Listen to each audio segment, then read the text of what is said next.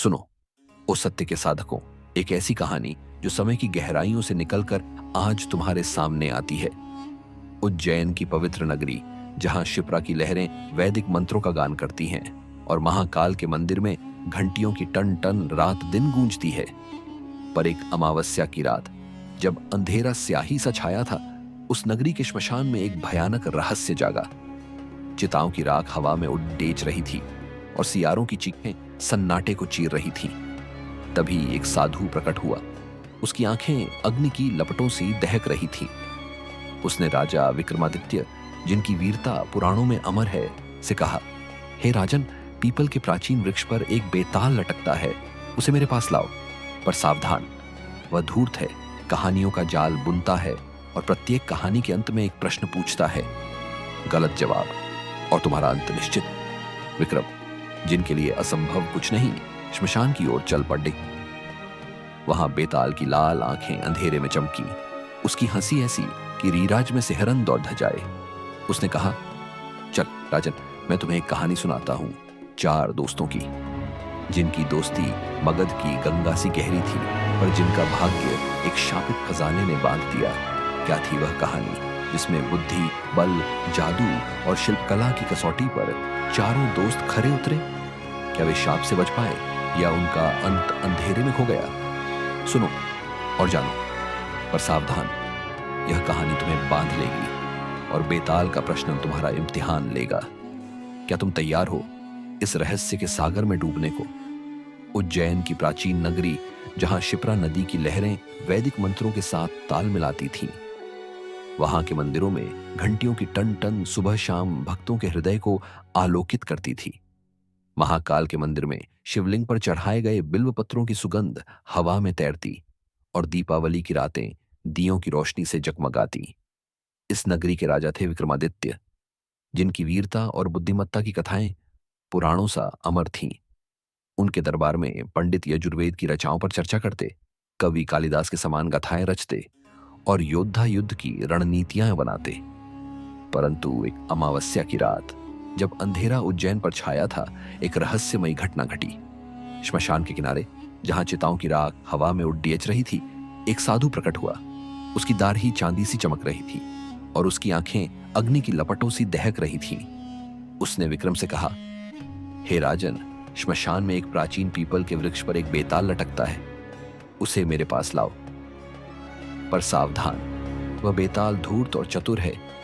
वह तुम्हें कहानियां सुनाएगा और प्रत्येक कहानी के अंत में एक प्रश्न पूछेगा। यदि तुमने उत्तर दिया तो वह वृक्ष पर लौट जाएगा, और यदि चुप रहे तो तुम्हारा सिर फट जाएगा।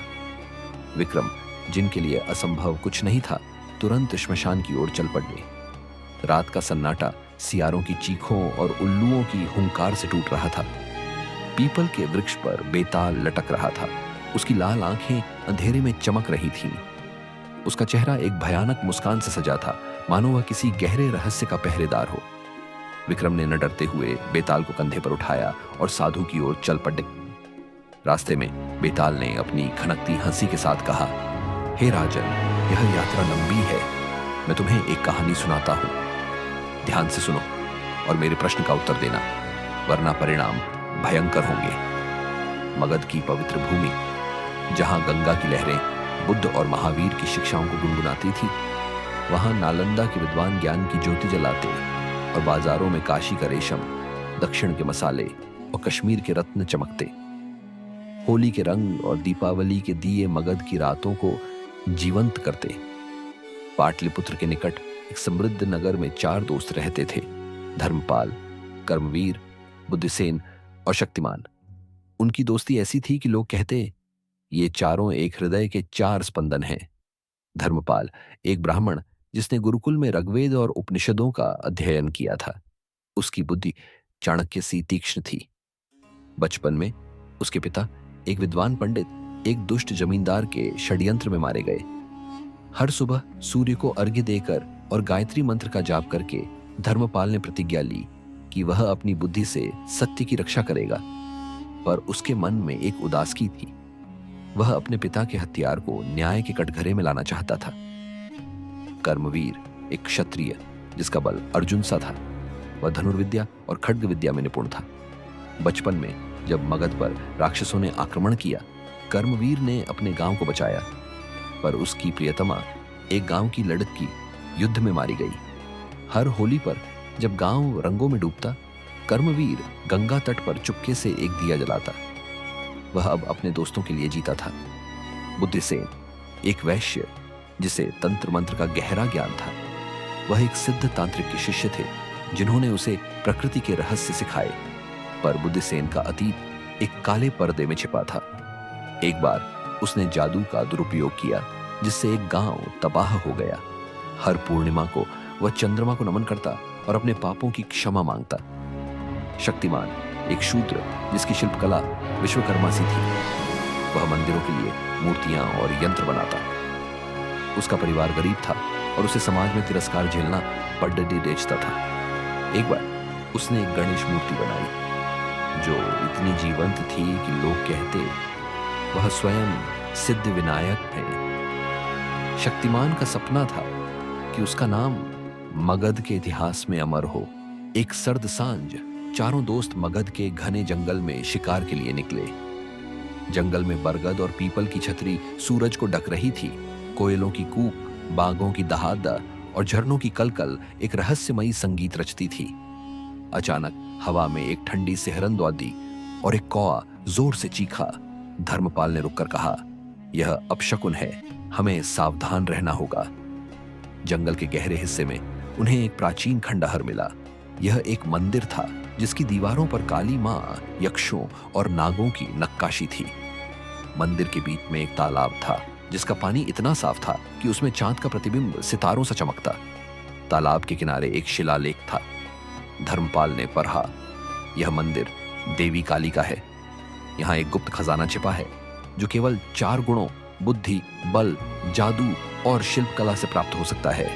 पर सावधान, इस खजाने पर एक प्राचीन शाप है जो लालची को नष्ट कर देगा। बुद्धिसेन की आंखें चमक उठी, पर कर्मवीर ने कहा, यह शाप खतरनाक हो सकता है, क्या हम इसे जोखिम में डालें?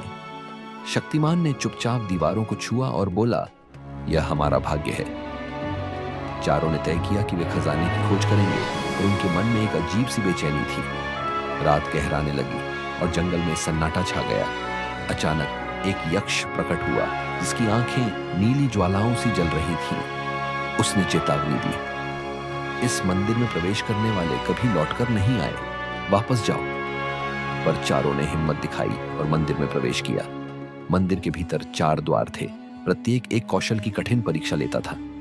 पहला द्वार एक विशाल पत्थर का था जिस पर एक पहेली थी, मैं वह हूं जो हर जगह है पर दिखाई नहीं देता। मैं बिना पैरों के चलता हूं और बिना मुंह के बोलता हूं। मैं कौन हूं? धर्मपाल ने अपने मित्रों से कहा, यह सरल नहीं है। वह घंटों विचार करता रहा। चाणक्य की नीतियों और ऋग्वेद की अर्चाई उसके मन में गूंज रही थी। अचानक एक राक्षस प्रकट हुआ। उसकी हंसी मंदिर में गूंज रही थी। उसने कहा, गलत जवाब दिया तो तुम्हारी आत्मा मेरी होगी। धर्मपाल को अपने पिता की हत्या की याद आई। उसने शांत मन से जवाब दिया, हवा। पत्थर का द्वार खरखरा कर खुला और राक्षस चीखता हुआ गायब हो गया। चारों आगे बढ़े, पर उनकी सांसें तेज थीं। दूसरा द्वार लोहे का था, इतना भारी कि कोई साधारण मनुष्य उसे हिला भी ना सके। कर्मवीर ने अपनी तलवार रखी और दरवाजे को धक्का दिया। अचानक द्वार से आग की लपटें निकली और एक भयानक आवाज गूंजी, केवल सच्चा योद्धा मुझे खोल सकता है।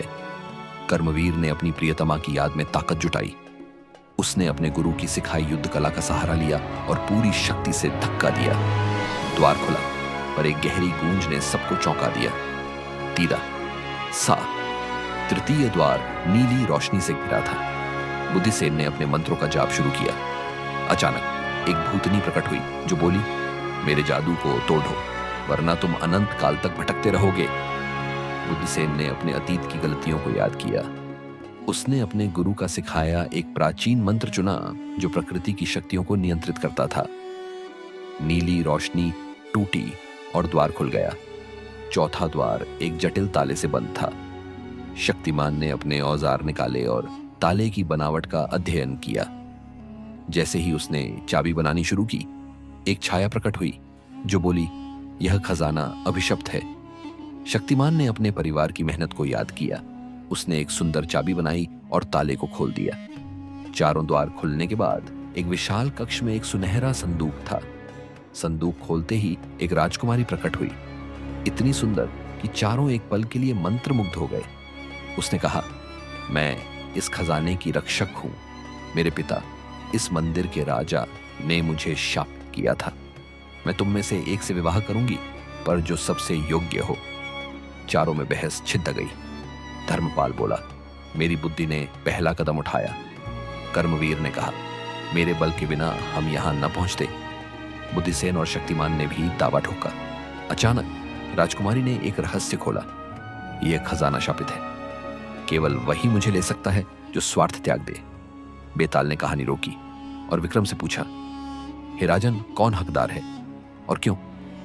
विक्रम ने जवाब दिया, शक्तिमान, क्योंकि उसने अंतिम द्वार खोला और उसका धैर्य सबसे बद्दा गुण था।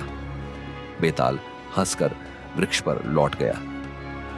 यह कहानी सिखाती है कि सच्ची दोस्ती और निस्वार्थता ही जीवन का असली खजाना है। मगध की गाथाएं हमें याद दिलाती हैं कि हर व्यक्ति की अपनी ताकत होती है, और जब ये ताकतें मिलती हैं तो असंभव भी संभव हो जाता। और इस तरह वो सत्य के साधक हों। राजा विक्रमादित्य ने बेताल के प्रश्न का जवाब दिया। उनकी आंखें उज्जैन की शिप्रा की तरह निर्मल और हृदय महाकाल की शक्ति सा अटल। बेताल की हंसी श्मशान में गूंजी, पर उसकी चालें विक्रम की बुद्धि के सामने हार गई।